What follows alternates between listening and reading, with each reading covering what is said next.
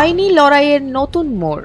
গ্রেফতার হয়ে ১৩ দিন জেল খাটার পর জামিনে মুক্তি পেয়েই পাল্টা পদক্ষেপ নিলেন জ্যোতিষী তনয় শাস্ত্রী। জানা গেছে, কারামুক্তির পরই মানহানির অভিযোগে মামলা করলেন অভিনেত্রী মিমি চক্রবর্তীর বিরুদ্ধে এবং ইতোমধ্যেই তার কাছে আইনি নোটিশ পাঠানো হয়েছে।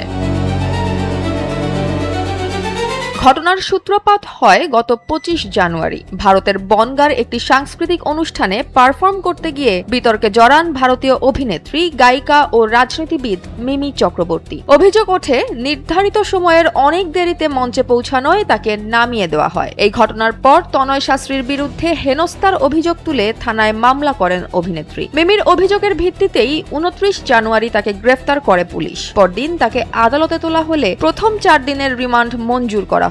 পরবর্তীতে শ্লীলতাহানির অভিযোগে আরও রিমান্ড চাওয়া হলেও জামিন আবেদন খারিজ হয়। অবশেষে টানা ১৩ দিন কারাবাসের পর জামিন পান তিনি। তবে জেল থেকে বেরিয়েই অবস্থান বদলান জ্যোতিষী তনয়। তার দাবি, তাকে মিথ্যা মামলায় ফাঁসানো হয়েছে। শুধু তাই নয়, অনুষ্ঠানের জন্য নেয়া ২,৬৫,০০০ টাকা অগ্রিম ফেরতও দাবি করেছেন তিনি। এর পাশাপাশি মানহানির অভিযোগে অভিনেত্রীর কাছে ২০ লাখ টাকা ক্ষতিপূরণ চেয়ে মামলা করেছেন বলেও জানা গেছে।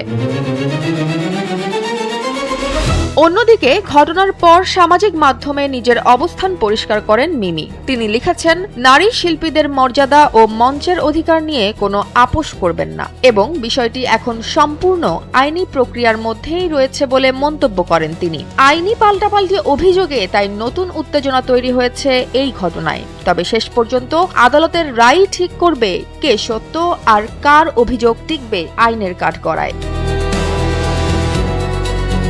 জয়া হাসান, NPB।